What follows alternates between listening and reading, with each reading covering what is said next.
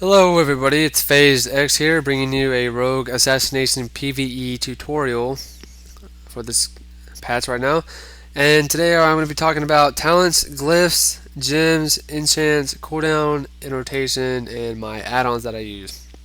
And to get started with the talents, I'm going to be using Shadow Focus in the Tier 1, 75% less energy while stealthed. That is going to be amazing for openers and your mutilate. Mutilate cost, I believe it's 55 energy with daggers.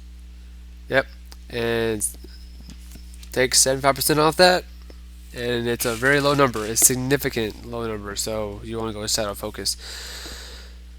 And for tier 2, I went with combat readiness for if mobs attacking me. My healers don't have to be all focused on me. They can get me healed while I'm taking a little bit less damage. Because the other two aren't really beneficial towards my raid and me in a raid and or dungeon. So I went with combat readiness.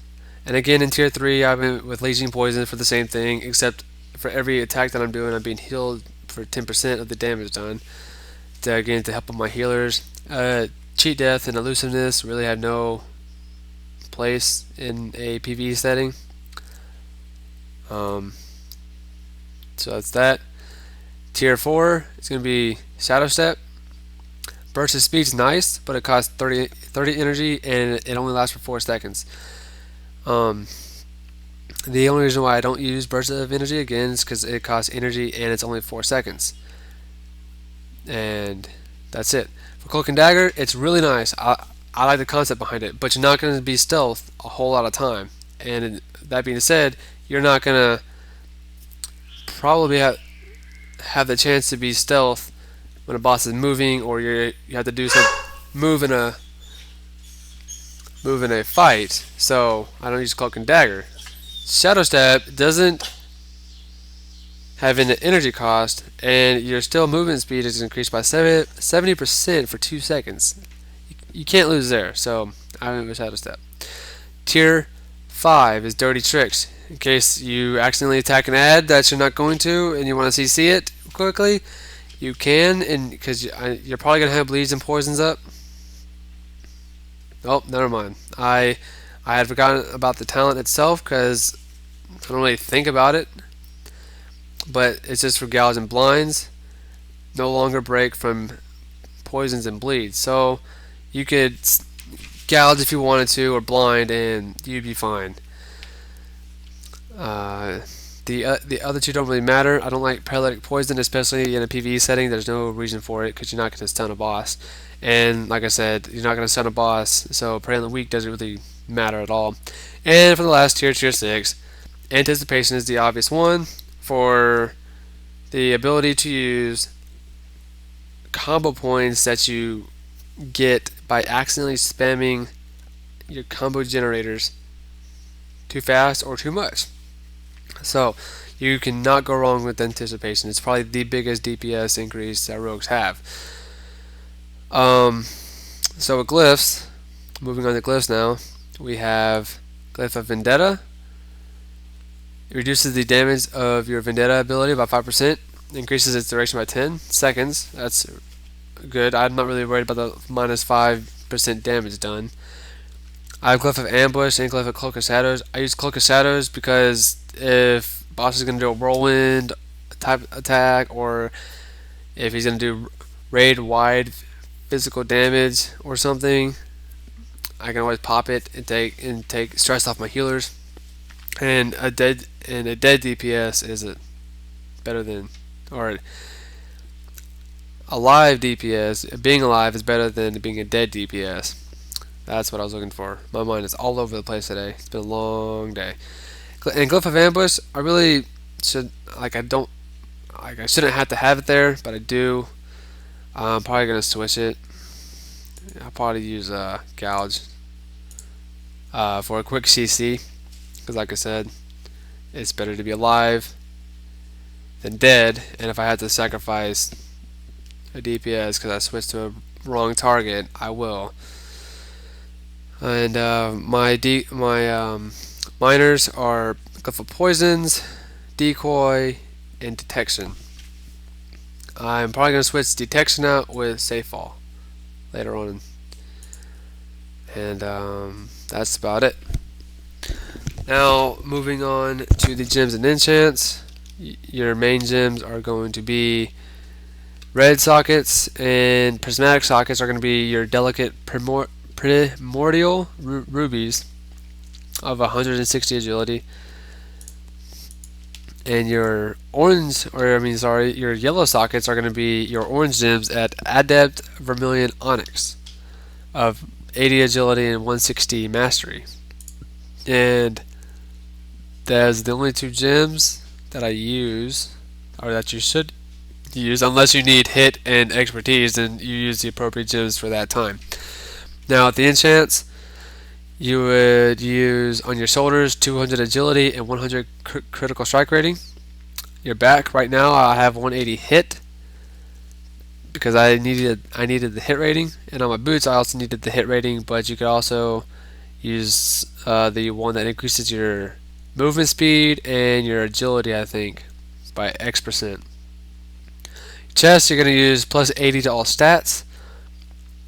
I don't use wrist enchants right now because they're item level 430, and I'm not going to enchant something that costs a lot of money for absolutely no reason when I'm going to upgrade it in a dungeon or raid.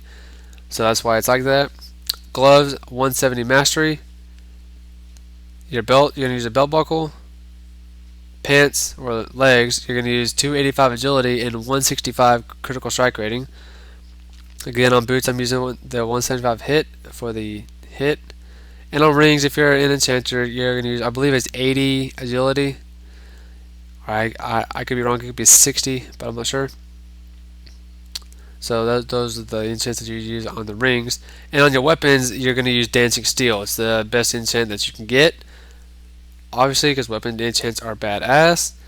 And it's just, I mean, who doesn't want an extra, I believe it's 1200 or 1600 agility. It's pretty awesome, especially if it double procs and it's procking with your trinkets and stuff. Oh, it's a deadly combo. It's a massive DPS increase as well. So that's it, Dancing Steel. Now for the reforges, you're going to want to use hit, expertise, cap it at 7.5% for both.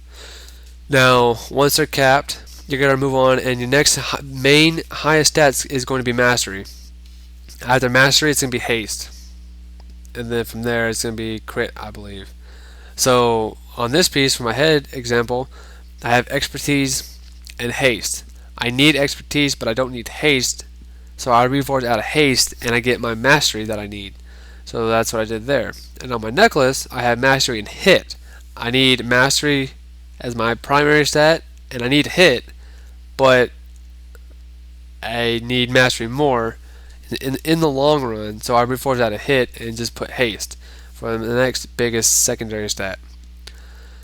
And on my pants here, I needed mastery and expertise, and as you can see, I'm capped on hit and expertise, so I didn't reforge because it's just not needed. So yeah, so that's the thing that you want to go for. I believe it's hit is equal to your expertise over mastery over haste over crit. And I think that's all the stats. So that's what you want to do. And the hit and expertise are both 7.5%. And that's basically it. So the main gems we're going to use are the Adept Vermilion Onyxes and your red gem, which again was your delicate primordial ruby. I cannot talk today, excuse me guys. So with all that done, let's go into the cooldown and rotations. It's pretty simple. I'm going to start out with my macros though. My macros is just this one. I just use the simple one. It's right here. It's Shadow Blades and Vendetta. I have it showing the tooltip for Shadow Blades. Shadow Blades pure auto attacks do, well, auto attacks do pure shadow damage, and combo generating attacks generate an extra combo point, which is always good for 12 seconds, and it's huge. And Vendetta, you just place a target on the place a marking on the target, increasing your damage done by 25% if glyphed, and for 30 seconds if glyphed. If not, it's 30% and 20 seconds. But yeah, so those are the two ones that you want to be concerned about. And let's go into the rotation. When you start out, you're going to be behind the boss, and because of shadow focus, you're going to use your mutilate, slice and dice, mutilate again, rupture. If you have a dispatch proc, you're going to use a dispatch proc. Then you're going to mutilate again, and at 3 to 5 combo points, you're going to use Envenom to refresh your slice and dice to a full duration. Now you build up to 4 to 5 combo points, 3 to 5, and you use rupture with 2 seconds or less remaining. And you just go through the rotation with using mutilate and dispatch procs whenever you get to it. When the target falls below 35% health, then you would spam dispatch. Now at any point in time, you can use vanish and get that shadow focus, re-stealth, use it, and just go from there. I'm gonna let slice notes fall, and then later, whenever your guild uses Harrow or Bloodlust, you do the appropriate stuff, and then you would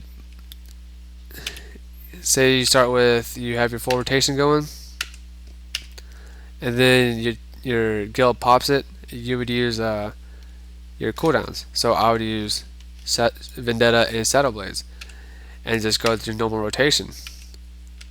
So there you go. That's basically it. And forgive me for not having the appropriate buffs up here. You're gonna use Deadly Poisons and Leeching Poison. Now, as far as the add-ons are concerned, I have Shadow unit frames right here. As for my unit frames, I don't use nothing else. Chrono bars here for my cooldowns. Very convenient. Recount, bartender, grids over here in this nice little place. And mixed scroll and battle text, as you saw. That's basically all I use. Oh, and for my cast bar, I use quartz. So, and these little timers right here, they are called CC timer, I believe.